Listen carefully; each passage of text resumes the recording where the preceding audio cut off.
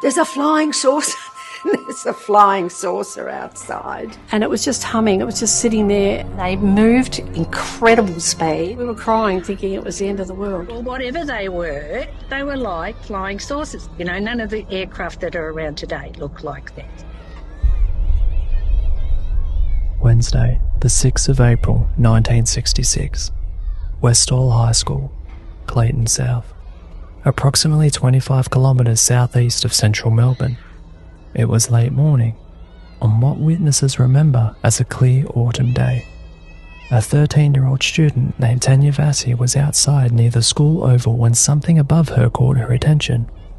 It was not moving like an aeroplane. It did not appear to have wings. She would later describe it as a rounded disc, apparently divided into 2 levels, moving erratically through the sky. It would stop, change direction, then accelerate again. For several moments, Tanya watched it. Then she ran toward the school buildings, down a corridor, past classrooms, calling out 2 words that would follow her for the rest of her life. Flying saucer, flying saucer. Students emerged from their rooms. Teachers followed. Within minutes, a large section of the school was looking into the sky. Some witnesses reported 1 object, some remembered 2, others believed there were 3. Several described conventional aircraft circling or pursuing whatever they were watching. Then one of the objects moved south, towards a patch of scrubland and farmland known locally as the Grange. Students climbed fences, they crossed the school grounds, they ran after it. Some later said the object descended behind a line of trees. Others believed it landed, and when they reached the paddock, a number of them claimed they found a circular area of grass, flattened, discoloured, or twisted into a pattern. Within hours, reporters were searching for answers. UFO researchers arrived. There were later claims of police, government officials, and uniformed personnel. But instead of receiving an explanation, the students were reportedly assembled and told to stop talking. There were no flying saucers, they were informed. They had probably seen a weather balloon. They should return to their lessons, forget what happened, and say nothing more about it. For some witnesses, that silence lasted 50 years. What crossed the sky above Westall High School? Was it a balloon? A military exercise? A secret Cold War experiment?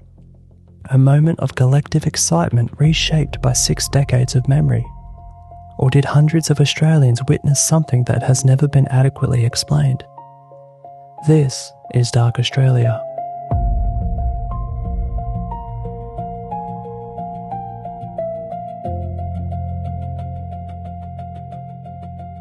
Today, Clayton South forms part of Melbourne's continuous suburban sprawl. Warehouses, houses, shopping centres, schools, sports grounds, and arterial roads stretch in almost every direction. But in 1966, the edges of Melbourne looked very different. Suburbs were growing quickly. New homes stood beside market gardens. Factories sat in vacant paddocks. Children could walk beyond their school fence and find themselves among long grass, pine trees, livestock, drains, and patches of scrub. Westall High School had opened only a few years earlier.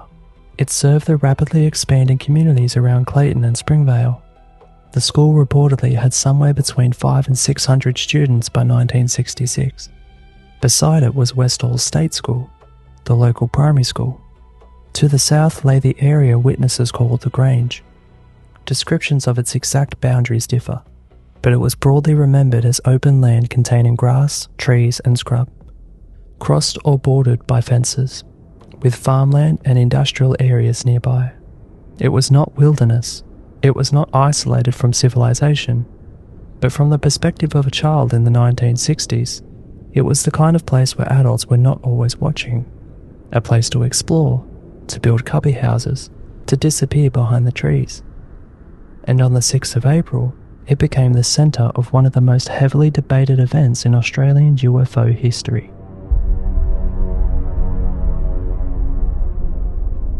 The setting matters because Westall did not occur in a cultural vacuum. In 1966, the Cold War influenced nearly every conversation about the sky. The United States and the Soviet Union were racing to develop more advanced aircraft, missiles, satellites, surveillance systems, and spacecraft. The Cuban Missile Crisis was only 4 years in the past. Nuclear weapons had been tested in Australia. The Vietnam War was escalating. Australian national servicemen had recently begun being sent to the conflict. Military secrecy was not an abstract idea. It was part of daily life. At the same time, space exploration had captured the public imagination. The Soviet Union had placed the first satellite and the first human into space. America was working toward the moon. Unmanned spacecraft transmitted images from distant worlds.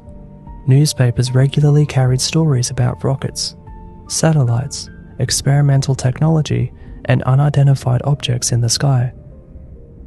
Flying saucers were also firmly embedded in popular culture. The phrase had entered common language after a wave of reports following the Second World War. Science fiction films presented visitors from space as conquerors, monsters, scientists, or saviors. Comic books and television programs placed strange craft over cities and farms. Children knew what flying saucers were supposed to look like, long before most of them claimed to see one. That cultural background is important for skeptics. It created a ready-made label for anything strange in the sky. But it is equally important to those who take Westall seriously, because the witnesses did not merely report a distant light at night. They described solid-looking objects, in daylight, moving at low altitude above a densely populated suburb. Westall sits at the intersection of those two possibilities. Perhaps the culture of the time shaped what people thought they saw, or perhaps it simply gave them familiar language to describe something genuinely unfamiliar. Reconstructing the exact beginning is difficult. There was no official stopwatch. No complete list of witnesses was made. Accounts differ regarding who saw the object first, where they were standing, and precisely when the school became aware of it. One of the strongest recent accounts belonged to Tanya Vassi. She remembered being outside when she saw a disc-like object moving above the school grounds. She described it as large, rounded, and apparently possessing an upper and lower section. Its motion was not smooth and predictable. It moved rapidly from place to place. It appeared to zigzag. Tanya ran into the school, calling attention to it. Another version of the beginning survives through science teacher Andrew Greenwood. Greenwood was teaching when a female student entered or appeared at the classroom, excitedly reporting a flying saucer outside. Greenwood did not immediately abandon his class. According to notes from an interview conducted in 1967, he initially remained inside. The girl left. Morning recess was approaching, and several minutes later, Greenwood went outside to investigate. That detail is significant. It suggests the event may have been underway for some time before the largest crowd gathered. It also challenges the simplified retelling in which every witness suddenly looked up at the exact same moment. The school's awareness likely spread in stages. One student saw nothing. Others were alerted. Groups emerged from classrooms. The recess bell released more students. Excitement became contagious. By the time teachers reached the oval, hundreds of young people may have been pointing toward the same section of sky. But seeing the same part of the sky does not necessarily mean they all saw exactly the same thing. This is where the Westall story becomes both compelling and complicated. The phrase most commonly attached to the incident is a silver, saucer-shaped object. That description is broadly supported by many accounts, but it creates an impression of uniform testimony that never truly existed. Witnesses used different language. Some said silver, others grey. Some described a brilliant or dazzling reflective surface. One witness remembered a purple or violet tint. Some saw a flattened disc. Some saw an oval. Some described a dome or hump on top. Others recalled a shape like two saucers placed rim to rim. a student named Marilyn Eastwood produced a drawing reproduced in a local newspaper. Her object was described as round, with a hump on top and round features beneath it. Andrew Greenwood's description was very different. He compared what he saw to a thin beam of light, perhaps half the apparent length of a light aircraft. It seemed silver grey.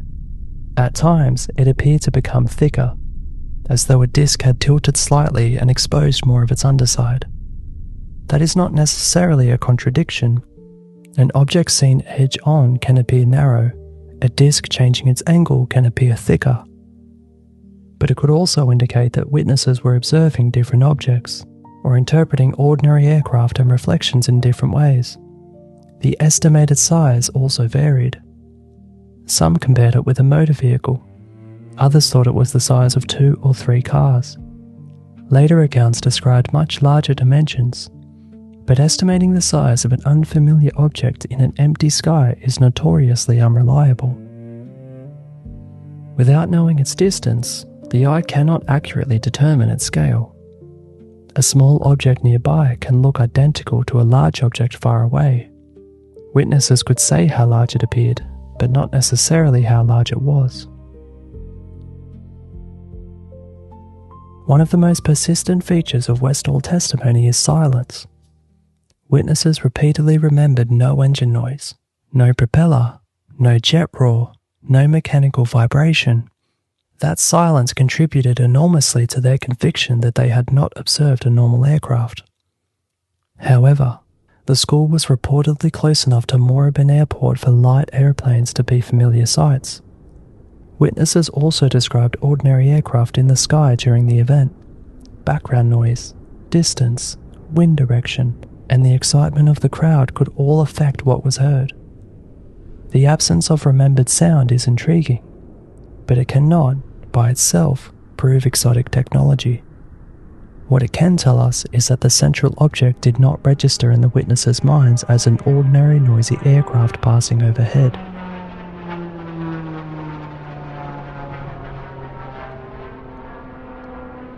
The movement is one of the hardest parts of the event to explain.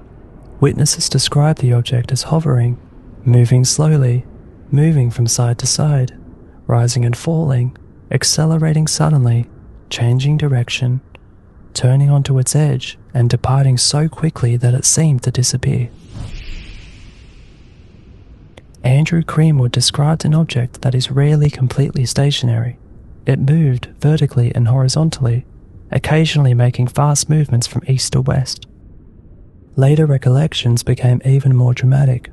Some witnesses remembered almost instantaneous acceleration. One later account described the object rising slowly, tilting onto its side, then travelling vertically at extraordinary speed. Another recalled it changing colour, or becoming partly translucent. These details are powerful, but their dates matter. A description recorded in April 1966 carries different historical weight from a description first documented 40 or 60 years later. That does not mean later witnesses are dishonest. Human memory is not a recording. Each time an event is remembered, the brain reconstructs it. Details can become clearer, weaker, or subtly changed. Conversations with other witnesses can influence what feels familiar. Newspaper images, documentaries, anniversary reunions, and repeated retelling can become woven into the original memory. The witnesses may be completely sincere, while certain details are no longer identical to what they would have reported in 1966. That is not an insult to them. It is true of every human being, including you, including me. Popular retellings often state that 3 UFOs appeared above Westall. That claim requires caution. Some witnesses do remember several objects. Some accounts describe a larger central aircraft accompanied by smaller ones. Others saw only one. Another possibility is that the additional objects were conventional aircraft. If several airplanes were circling or pursuing the primary object, a confused observer might later remember multiple identified craft. Alternatively, different groups may genuinely have had different views, trees, school buildings, distance, and timing could conceal some objects from particular witnesses. The safest conclusion is not that 3 objects definitely appeared. It is that witnesses reported different numbers, from 1 to several, and the evidence does not allow us to resolve the discrepancy.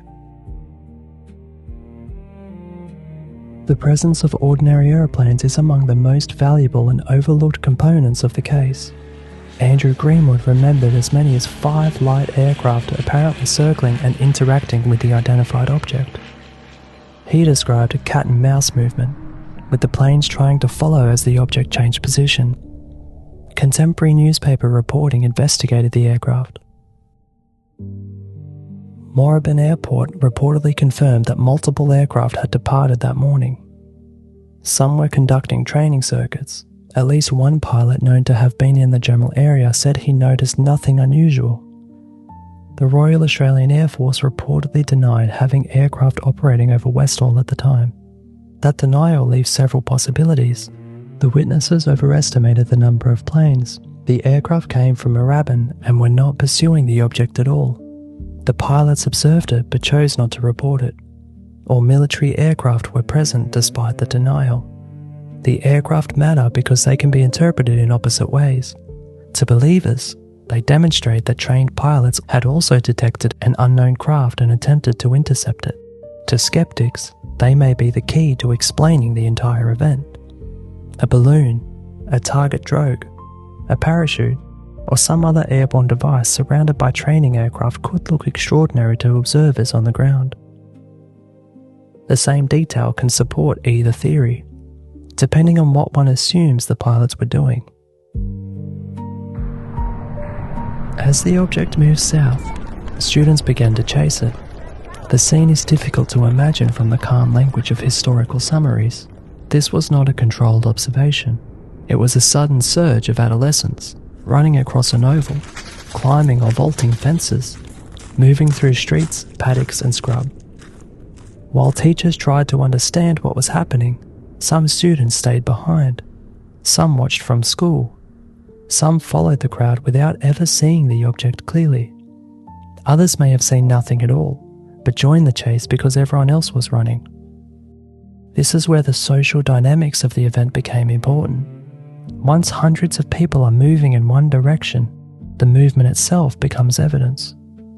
A student who had not seen the object could assume that the people ahead had. A child who glimpsed an aeroplane could interpret it through the reactions of those surrounding them. Someone shouting that it had landed might cause dozens of others to believe a landing had occurred, even if only 2 or 3 students had reached the paddock in time to claim they saw it. But social influence cannot explain everything. Independent witnesses outside the school also reported something unusual. A 16-year-old market garden worker named Paul Smith later recalled straightening his back and noticing an object positioning above or near the power lines. His first reaction was disbelief. It did not appear to be an aeroplane. It seemed to remain in place. Other adults, workers, local residents and children from the neighbouring primary school would later be connected to the event. The crowd may have amplified the experience, but the sighting was not necessarily created entirely within the school grounds. From the oval, students reportedly watched the object move toward the Grange. Some said it passed near a line of pine trees. Some said it descended behind them. This distinction matters. When an object disappears behind a horizon, building or tree line, the observer cannot know whether it landed. It may continue travelling while hidden from view, but some witnesses claim to reach a position from which they saw it much closer. One of the most prominent later witnesses is Terry Peck. She remembered climbing the school fence and running toward the Grange. There, she said she saw a large, saucer-like object hovering just above the ground. She compared its size to approximately 1.5 large sedans. According to her account, it rose slowly, turned on its side, and shot upwards so rapidly that the departure seemed almost instantaneous. Other former students have described approaching within meters of the object. Marilyn Eastwood later said that she reached the area and was extremely close.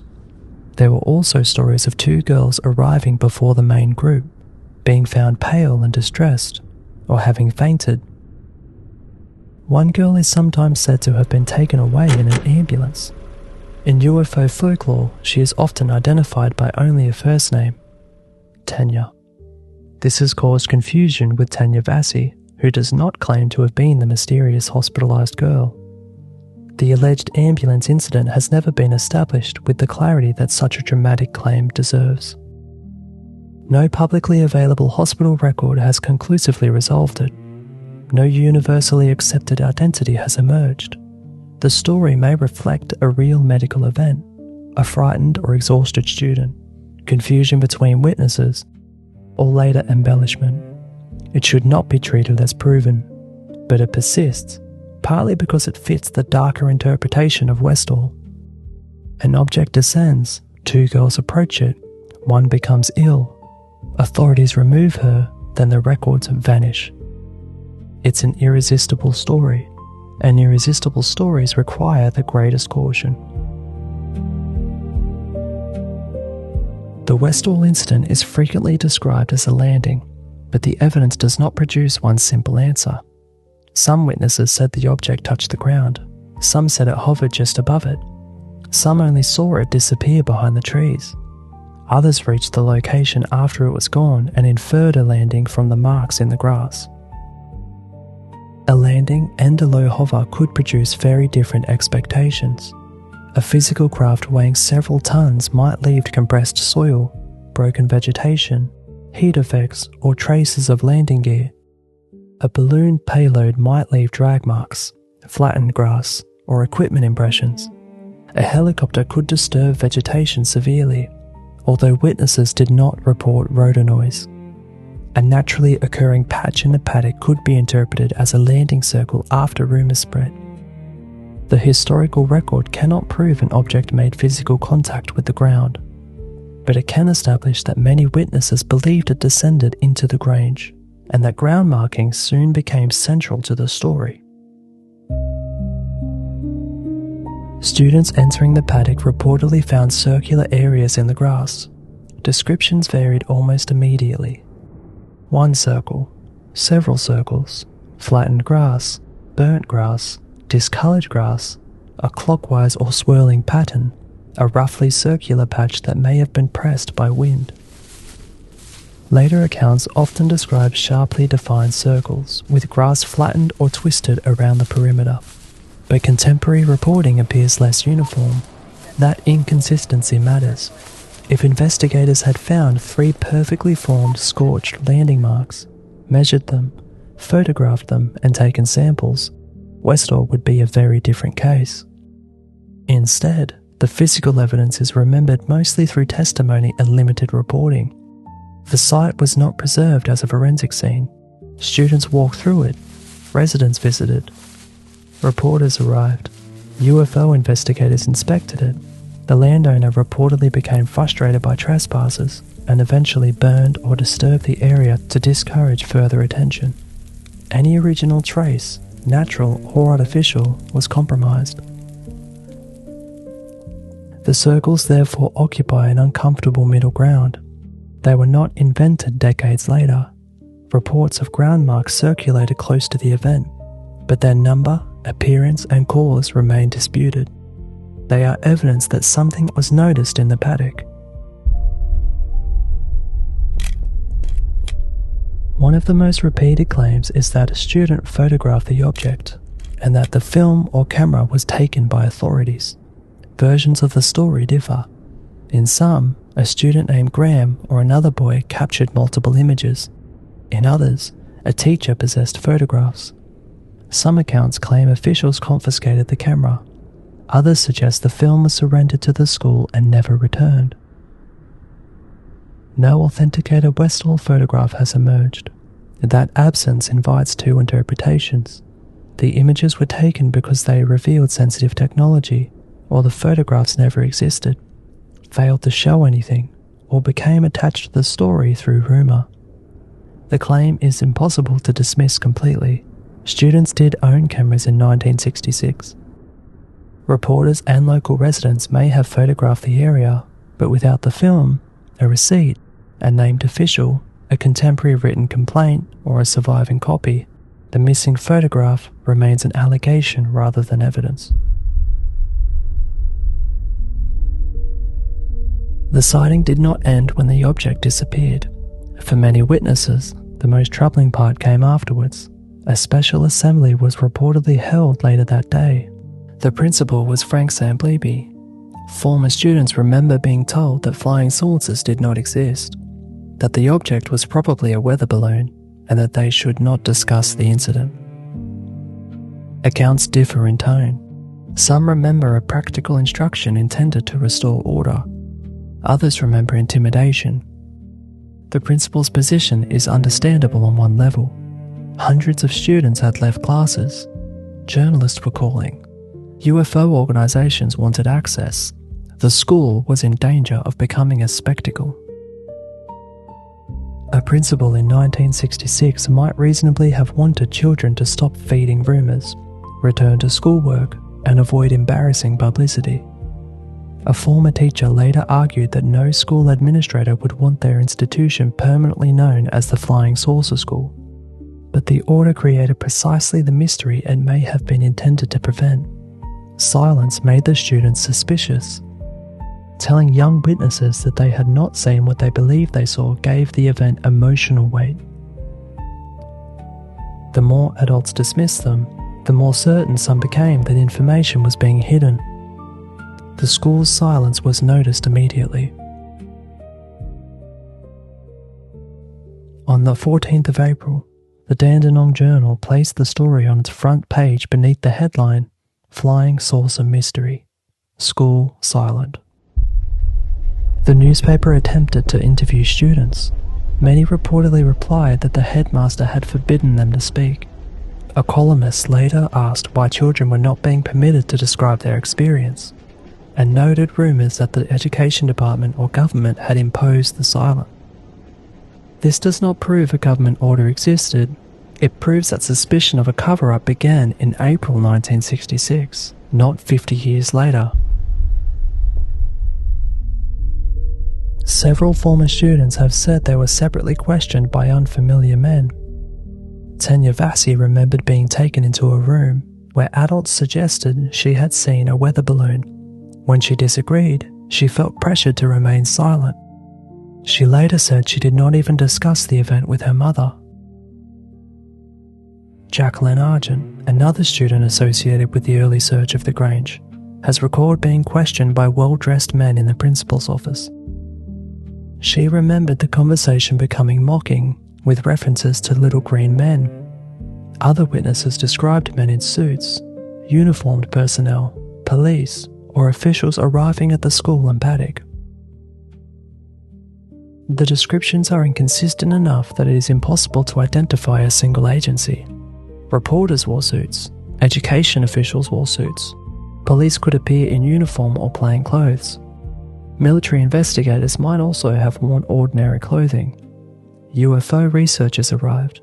Teachers and local authorities moved through the school. A child witnessing unfamiliar adults might not have known who they were. Still, the pattern is notable. Multiple witnesses remember being interviewed, dismissed, or discouraged from speaking. Whether this is an organised national security response or a series of adults trying clumsily to calm an unruly situation remains unsolved. Andrew Greenwood is one of the most important witnesses because he was an adult, a science teacher, and his account was recorded relatively early. Unlike many students, he could describe the object using comparisons grounded in aircraft scale and apparent angle. Greenwood publicly broke the school's silence. He told reporters that he had clearly observed an unidentified object. It was a grey, almost cylindrical or cigar-shaped object. He described its unusual movement, its silvery grey appearance, and the way it seemed to alter thickness as its angle changed. In June 1967, American atmospheric physicist and UFO researcher Dr. James E. McDonald interviewed Greenwood. McDonald was not a casual enthusiast. He was a respected scientist who became convinced that some UFO reports deserved serious investigation. According to notes of their conversation, Greenwood said a female student had alerted his class. He then observed the object during recess as it moved near the trees and interacted with aircraft. Greenwood's testimony strengthens the case that there was a genuine aerial stimulus. He was not merely repeating student gossip, but it also introduces problems. His object did not always resemble the classic domed saucer described by others. The duration he recalled, possibly around 20 minutes, may be longer than some later reconstructions. And although he saw aircraft apparently maneuvering near the object, no pilot came forward with a corresponding extraordinary report. Greenwood helps establish that something was seen. He does not tell us what it was. Westall received local and metropolitan attention, but not the sustained national coverage one might expect today. The Age reported that an unidentified object seen around Clayton and Moorabbin may have been a weather balloon. A meteorological balloon had reportedly been released from Laverton earlier that morning. Westerly winds could potentially have carried it toward the area. The newspaper also mentioned small aircraft circling, but checks apparently found no commercial, private, or Royal Australian Air Force pilot reporting anything unusual.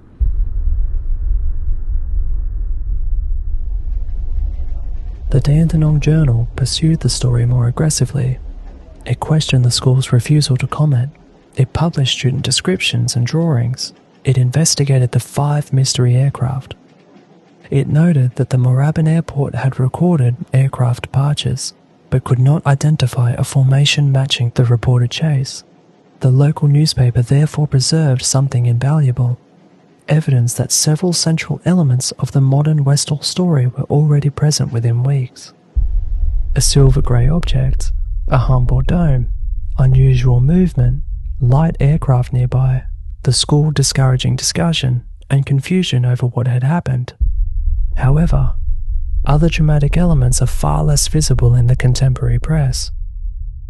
There is little strong reporting of soldiers sealing the entire area, no indisputable record of military trucks surrounding the Grange, no confirmed hospitalised girl, no recovered alien material, no authenticated photographs, no government announcement.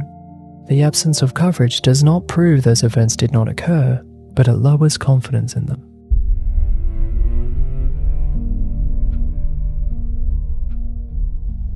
A television news crew reportedly attended Westall on the day of the event.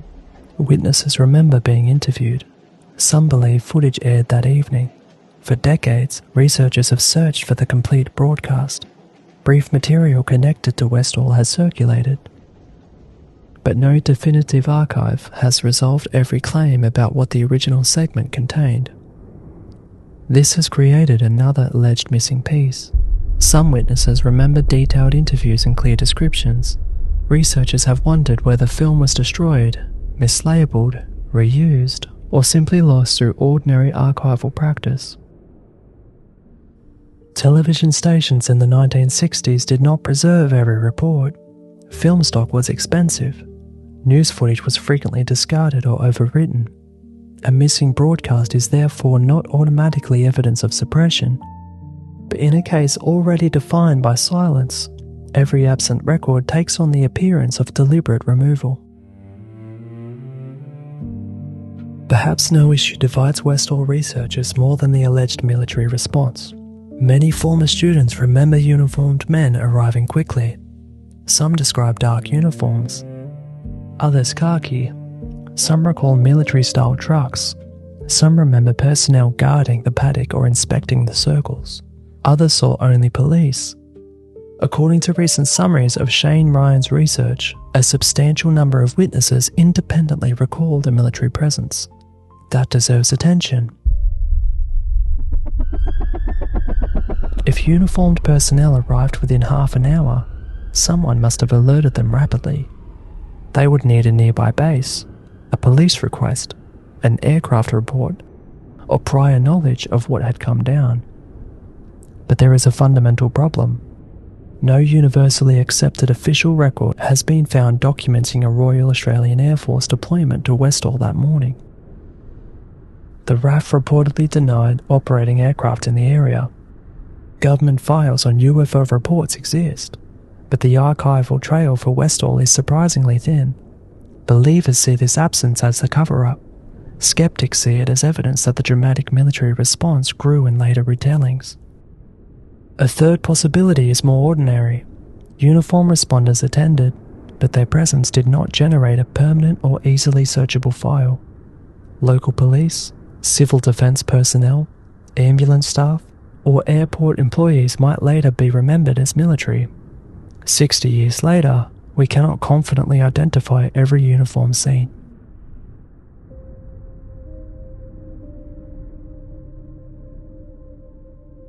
Even if the object was entirely terrestrial, military interest would not be surprising. An unidentified device descending near a school could be a weather balloon, a surveillance platform, a classified payload, a missile component, a foreign aircraft, a radiation monitoring instrument, a target used in training, or hazardous equipment. The Cold War context changes the meaning of secrecy. Officials would not need to believe in aliens to suppress discussion. They might be protecting a classified Australian technology, American technology, joint research, nuclear monitoring, or simply avoiding public panic and embarrassment. This is important because the two most common positions are too simplistic. Position 1, the military arrived, therefore it was extraterrestrial. Position 2, there was no alien craft, therefore there was no cover-up. Both can be wrong. A government can hide something completely human. The first conventional explanation appeared almost immediately: a weather balloon. Meteorological balloons are launched to collect atmospheric data. As they rise, the surrounding air pressure decreases. The balloon expands. Eventually it bursts, and instruments descend beneath a parachute.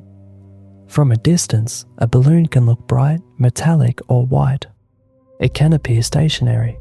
Wind currents at different altitudes can move it in directions that seem inconsistent from the ground. Sunlight can cause dramatic changes in brightness. A collapsing balloon or suspended payload can alter shape. This explains several features of Westall: the silence, the hovering appearance, the pale or reflective colour, the lack of wings, the changing apparent thickness, the descent, and official attempts to describe it as a balloon, but it struggles with other testimony. Witnesses described rapid acceleration, sharp directional changes, and a controlled departure. A normal balloon cannot hover against the wind, tilt onto its edge, then shoot vertically out of sight. It also does not resemble a solid vehicle from close range. If students truly approached within meters of a hovering metallic disc, the weather balloon theory fails. The theory therefore depends heavily on which testimony is considered most reliable. If contemporary distant observations are prioritized, a balloon remains plausible. If later close encounter descriptions are accepted, it does not. The Age noted that the Weather Bureau had launched a balloon from Laverton earlier that morning. Could it have travelled to Clayton South? Weather conditions would determine the answer. A simple surface wind direction is not enough. Balloons climb through multiple layers of air, each moving at different speeds and directions. The launch time and Westall sighting time must also align. If it was a standard weather balloon, its expected altitude, burst time, and recovery trajectory could theoretically be reconstructed from records, but no publicly established chain has conclusively identified a specific Laverton balloon, tracked it to the Grange, and recovered its instrument there. The explanation was possible, but it was not proven. And the reported presence of several aircraft around the object suggests something more organised than an ordinary weather balloon drifting unnoticed. A letter published in the Dandenong Journal offered another explanation. The writer identified himself as a former RAF navigator. He suggested witnesses had observed a normal air-to-air training exercise. Aircraft sometimes towed a target drogue, a fabric device used for gunnery or interception practice. From the ground, a drogue could appear as an unfamiliar shape. The towing aircraft and others participating in the exercise could account for the reported formation or chase. This theory elegantly explains the light aeroplanes. Rather than pursuing a UFO, they were participating in a planned exercise around a target. It may also explain why pilots did not report anything unusual. To them, nothing unusual had happened, but major questions remain. Would such an exercise have been conducted at low altitude over or near a suburban school? Where was the towing aircraft in witness descriptions? Would a target drogue descend behind trees, hover, then accelerate vertically? Could students mistake fabric suspended behind an aircraft for a solid disc at close range? Why did airport and RAF inquiries fail to identify the exercise immediately? The drogue theory can explain the aerial choreography. It struggles with the alleged landing and close observations. Again, everything depends on which parts of the testimony are accepted.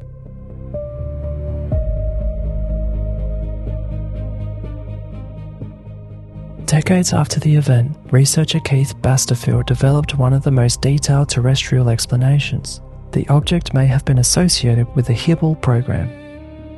Hubble involved high-altitude balloon flights conducted as part of a joint Australian and American effort to measure atmospheric radiation.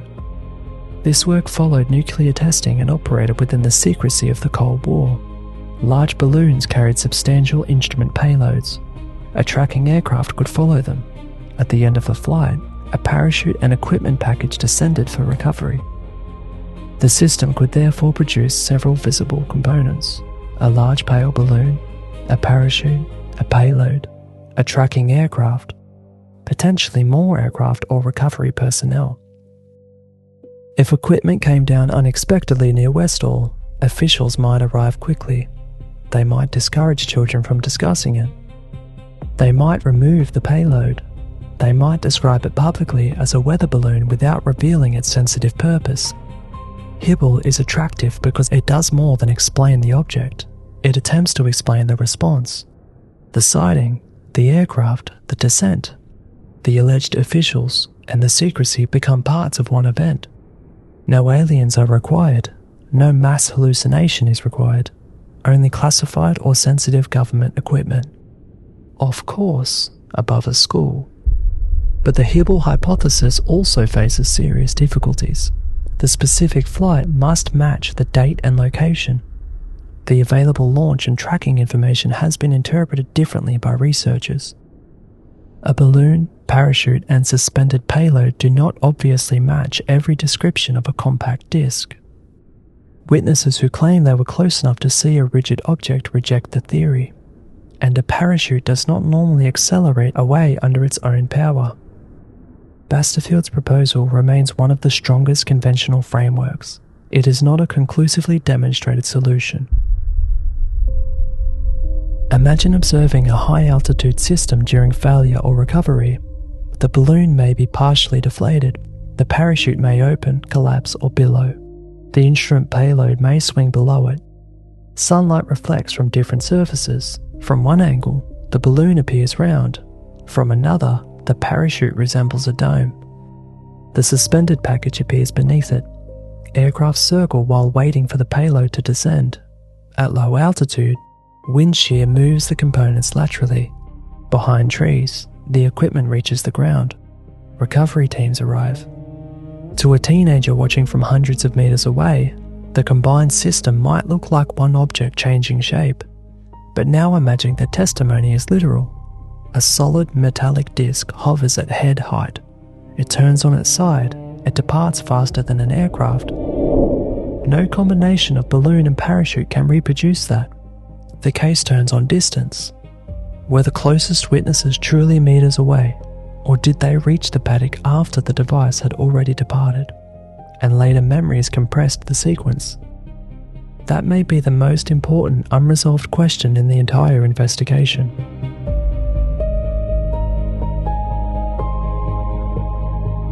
Another possibility is that the Westall involved a secret aircraft. The 1950s and 1960s produced unusual aviation designs.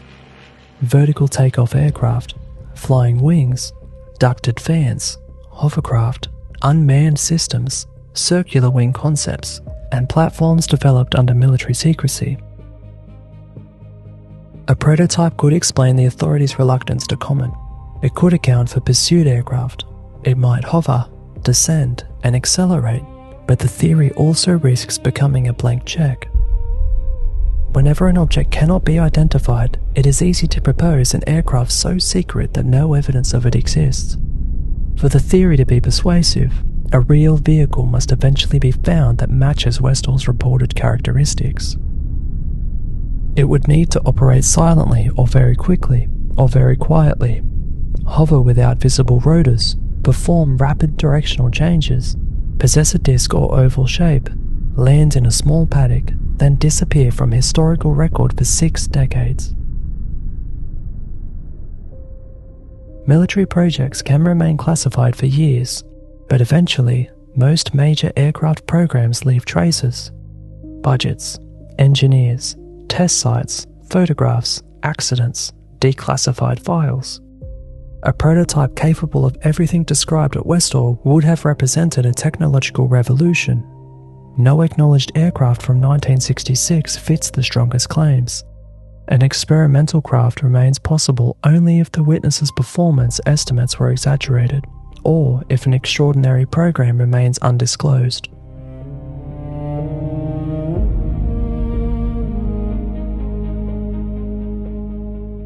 The phrase mass hysteria is often used carelessly. It does not mean that hundreds of people simultaneously invented an object from nothing. Social contagion can begin with a real stimulus, a balloon, an aeroplane, a reflection, a distant object. One person interprets it as extraordinary. Their reaction influences the next observer. Attention spreads. People run. Rumors become increasingly specific. By the time the crowd reaches the paddock, many participants believe they have witnessed a flying saucer, even though their individual observations were brief or incomplete. Westall contains ideal conditions for social amplification. A school, adolescence, a dramatic shout, a recess bell releasing students at once, a culturally familiar concept, an ambiguous aerial object, a collective chase, and adults who immediately attempted to shut the conversation down. The more the school denied it, the more meaningful the event became. However, mass excitement cannot simply erase the adult testimony. Andrew Greenwood reported seeing an object. People outside the school also claimed independent observations. Newspapers documented unusual descriptions soon afterwards. Something probably stimulated the event. The psychological theory is strongest not as a complete explanation, but as a mechanism that enlarged and reshaped a real sighting. Perhaps a balloon or training device appeared. Then the group excitement transformed a confusing aerial event into a landed saucer.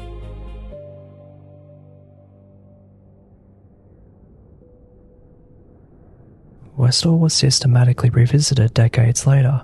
That delay is unavoidable. The original school did not preserve a comprehensive witness archive. Researchers therefore had to locate former students, many now in their 50s, 60s or 70s, and ask them to reconstruct a few minutes from childhood. Some memories remained vivid, others had been discussed repeatedly. Some witnesses had watched documentaries, some attended reunions, some saw newspaper drawings, some read online accounts before being interviewed. Researchers such as Shane Ryan argued that the common elements across independent testimony are remarkable. Critics respond that witnesses were never truly isolated from one another's stories. Both arguments contain truth. Large numbers of people remembering a silver disc and unusual motion deserve attention. But convergence over time is not necessarily proof of original uniformity. Memory tends to preserve meaning better than detail. A witness may accurately remember something astonishing happened. The entire school ran outside. An object was over the paddock. Adults told us not to talk. But details such as shape, number, exact distance, duration, and sequence may become less reliable.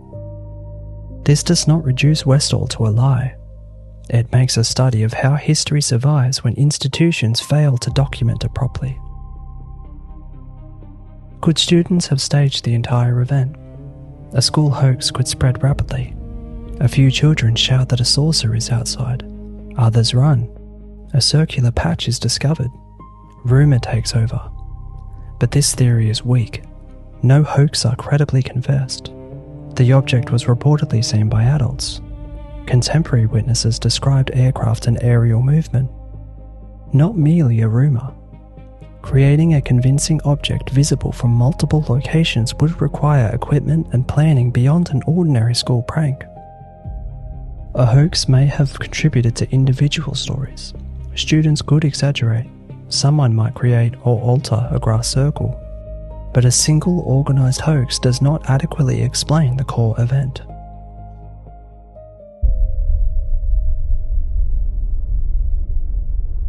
The most extraordinary explanation is also one most closely associated with Westall. A non-human craft entered the atmosphere, approached Melbourne, was observed by hundreds of people, interacted with the aircraft, descended near the Grange, then departed using capabilities beyond known aviation. The theory explains the characteristics that ordinary technology cannot. Silence, hovering, extreme acceleration, sharp changes in direction, the absence of wings, and the lack of any recognised aircraft matching the description. It could also explain official secrecy. A government confronted by technology it could not control might suppress witness accounts to prevent panic, protect intelligence, or conceal its ignorance. But extraordinary explanations require strong evidence. Westall offers testimony. Many witnesses, some contemporary reporting, drawings, possible ground marks, and claims of official intimidation. It does not offer authenticated physical material, verified radar records, clear photographs, instrument data, a recovered craft, or documents acknowledging extraterrestrial contact. The alien theory can accommodate every unexplained detail, but it cannot currently be tested. That is its power and its weakness. It may be true, but the available evidence does not allow us to demonstrate it.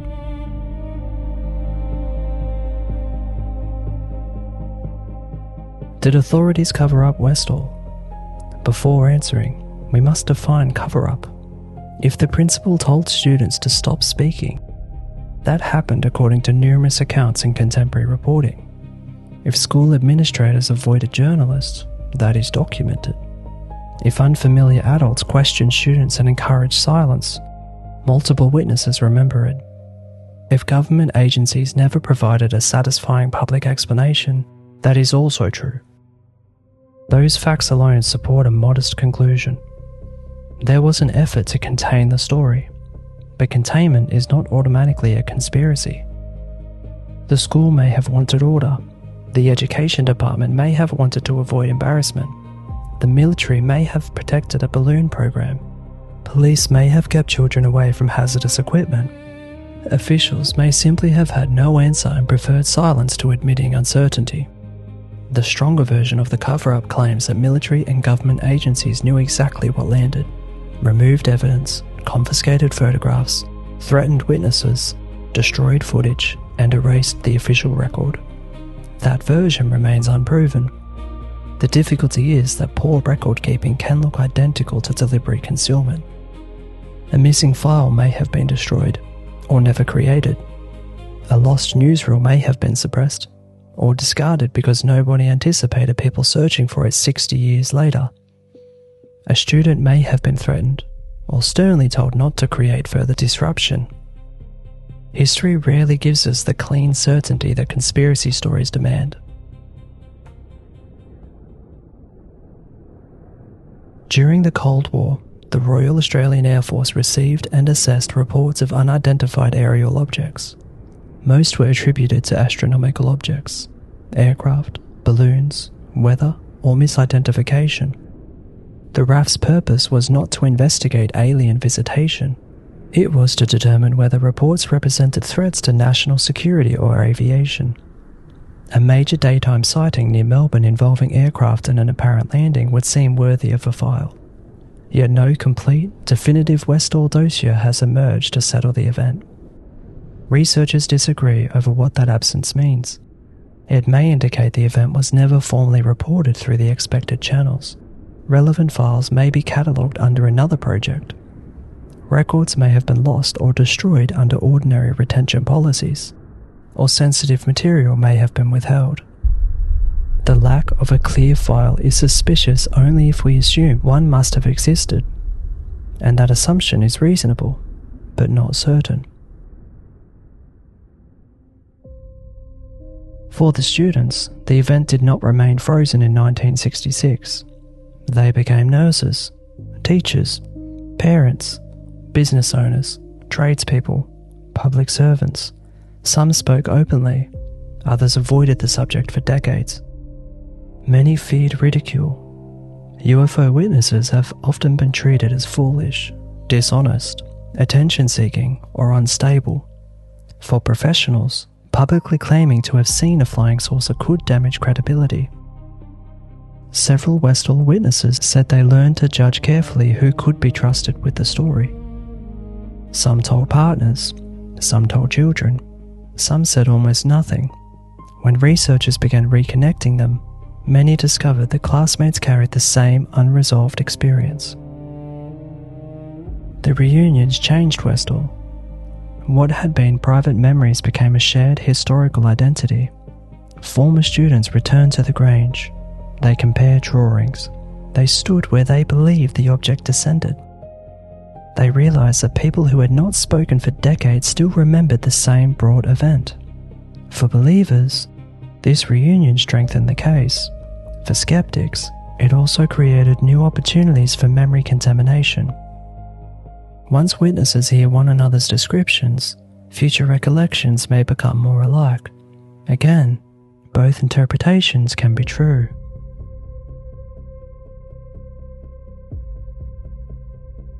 Researcher Shane Ryan spent years locating witnesses, collecting testimony, searching archives, and drawing public attention back to Westall. His work eventually contributed to the documentary Westall 66, a suburban UFO mystery. Ryan approached the incident as a social history as much as a UFO investigation. He wanted to know who had been there, what they remembered, how the school responded, and why the event had largely disappeared from mainstream Australian history. By the 60th anniversary, he reported identifying more than 100 people who had seen the aerial objects, and many more who remembered ground markings. The scale of that database is extraordinary, but it should be understood correctly. It is not a list written on the 6th of April 1966. It is a reconstructed witness network, built through later interviews and community research. Its value lies in breadth. Its limitation lies in time. Ryan's work ensures Westall cannot be dismissed as a story invented by one or two people.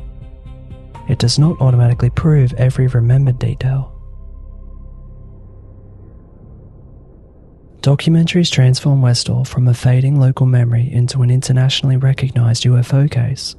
Former students could finally see their experience treated seriously. Their testimony was recorded before more witnesses died. Researchers compared accounts. Maps and reconstructions allowed the public to visualize the event. But documentaries also shape stories. Editors choose which witnesses appear. Dramatic accounts receive more attention than uncertain ones. Music creates atmosphere. Similar testimony is placed together. Contradictions may be condensed. An event that was chaotic and fragmented becomes a coherent narrative. This is not necessarily dishonest. It is how storytelling works. But it means the polished Westall story familiar today may appear more unified than the raw evidence actually is. That is why contemporary sources remain so important. The newspaper reports from April 1966 preserve the event before decades of documentaries and reunions. They show us that something unusual was reported. They also show us that disagreement existed from the beginning.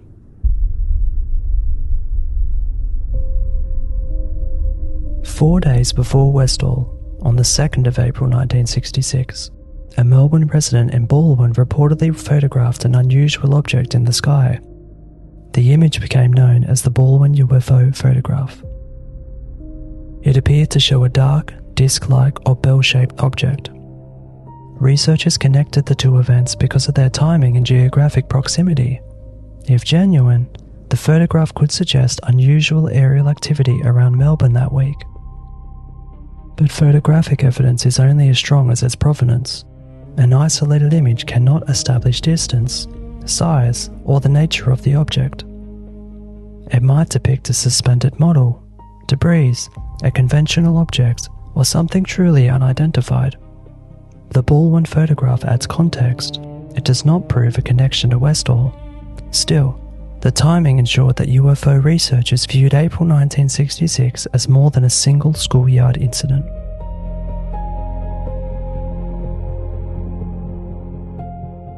Reports of unusual aerial objects were not rare in 1966. This creates another interpretive problem. A cluster of reports may indicate a genuine recurring phenomenon, or it may demonstrate heightened public attention. Once newspapers publish a flying saucer story, people begin watching the sky more carefully. Ordinary lights and aircraft are reported. Past experiences are reinterpreted. A feedback loop forms. Westall could therefore be the centre of a genuine wave, or the event that caused unrelated observations to be grouped together. Without consistent instrument records, the distinction is difficult to make. After everything we have examined, can we reconstruct a minimum version of the event? A version that does not depend on believing every claim, but does not dismiss the witnesses. At approximately 11 o'clock on the morning of 6th of April 1966, one or more unusual airborne objects were noticed near Westall High School. A female student alerted others. The approaching recess increased the number of witnesses dramatically. Students and staff watched an object that many perceived as pale, silver or grey, without obvious wings, moving near conventional light aircraft. The object travelled toward the Grange, where it descended behind or near trees. Students ran from the school in pursuit.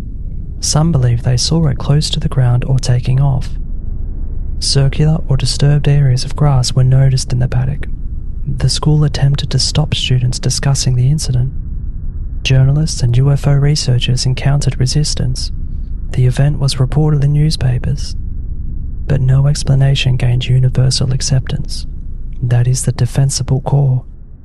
Everything beyond it becomes progressively less certain. Whether the object landed, whether 3 craft were present, whether military vehicles arrived within minutes, whether a girl was injured, whether photographs were confiscated, whether officials threatened witnesses, whether evidence was removed, and whether the object was terrestrial, remain disputed.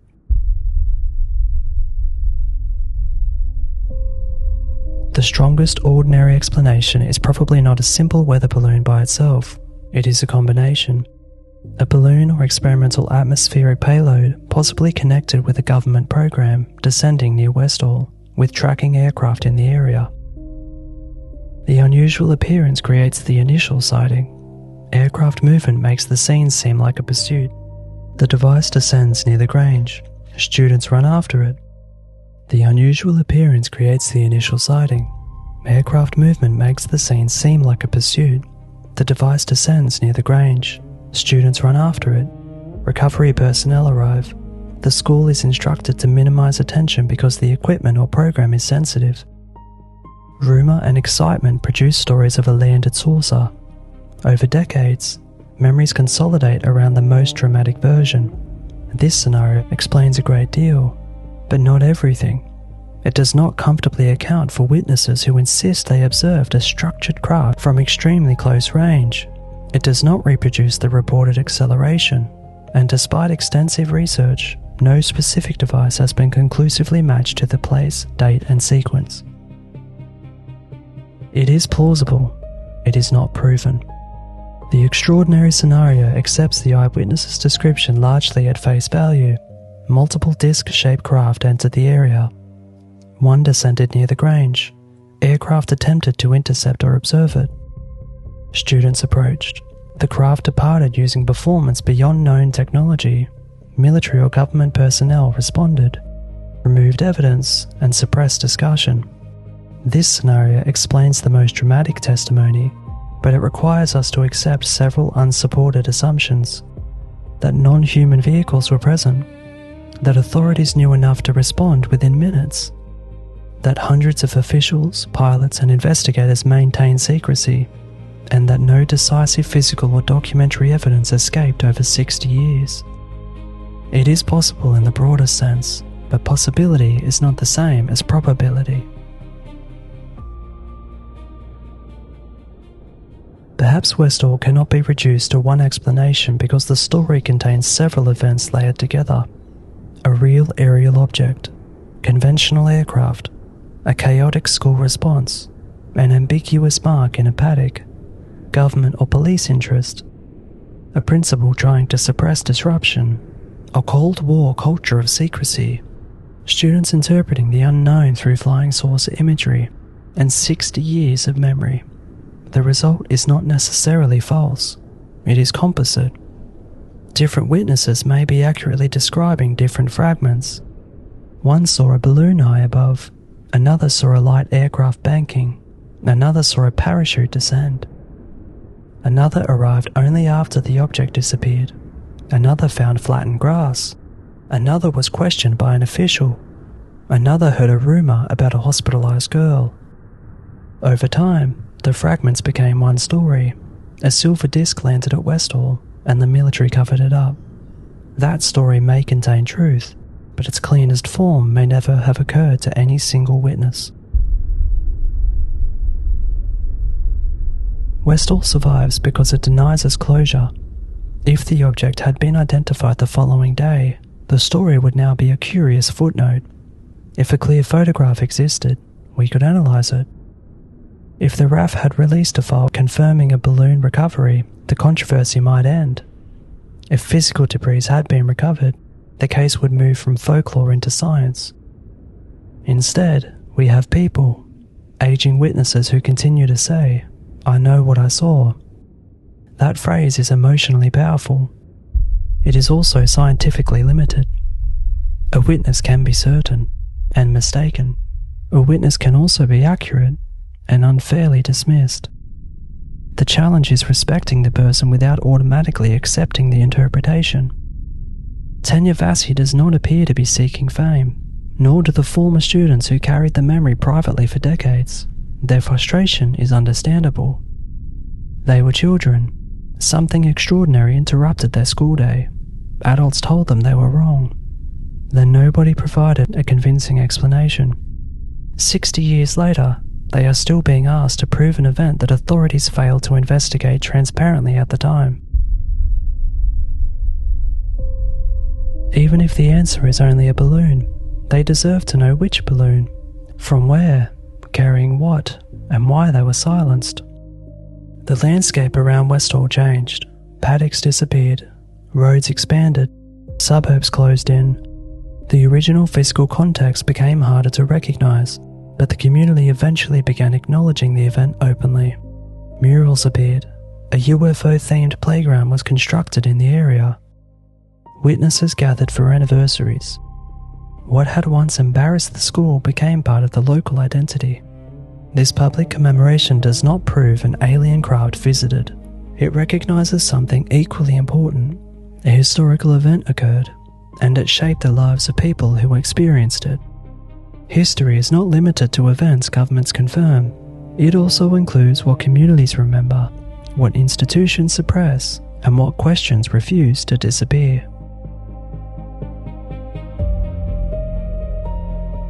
On the 60th anniversary in April 2026, former students again called for answers. They were no longer frightened children. Many were retired. They had little concern about employers laughing at them. Some believed the object was extraterrestrial. Others suspected a secret military project. Some did not claim to know. Their shared demand was simpler. Explain what happened.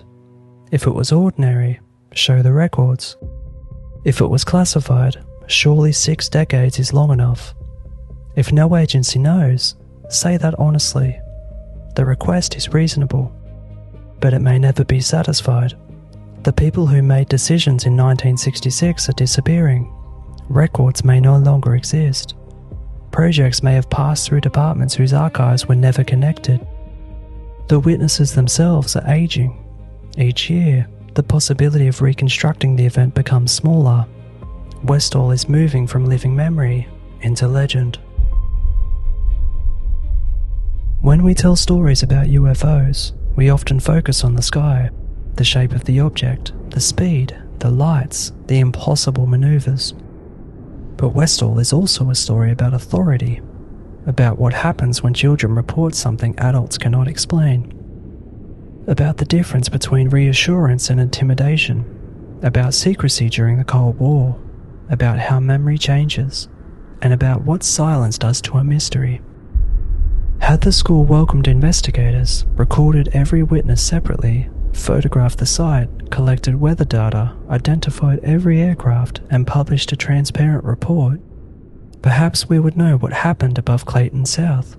Instead, students were reportedly told to forget, and asking hundreds of children to forget something may be the most effective way to ensure they remember it forever. Perhaps the answer was floating above them all along. A balloon, a parachute, a payload, made extraordinary by distance and excitement. Perhaps an experimental device came down in the wrong suburb, and officials quietly removed it. Perhaps the central event was ordinary, but the response transformed it into a conspiracy. Or perhaps, on an autumn morning in 1966, hundreds of Australians looked upwards and saw a machine that did not belong to any air force on Earth. We cannot prove that. We cannot entirely rule it out. What we can say, with confidence, is that something happened at Westall, something visible enough to empty classrooms, something strange enough to send students running across paddocks, and something serious enough to attract reporters and investigators. It was powerful enough to remain vivid in the memories of witnesses for 60 years. The object disappeared within minutes. The mystery never did. I didn't talk about it for many years. I've got a daughter and she didn't even know about it until probably the last 20 years, because you didn't talk about things like that back then, for fear of being ridiculed or whatever. But I think now, with the Freedom of Information Acts and that being, released in America, and lots of Air Force pilots and reputable people have seen these things, and I think now there's a lot more interest in it now, and a lot more believe that there is something else than years ago. And I think it would have created a lot of fear amongst people years ago to know that something like that has happened. And I think that's why they covered it up, to be honest. I mean, things went missing. Tapes were taken out of canisters from TV stations, and it was a mass cover-up because I think they were frightened of the reaction of the public at the time.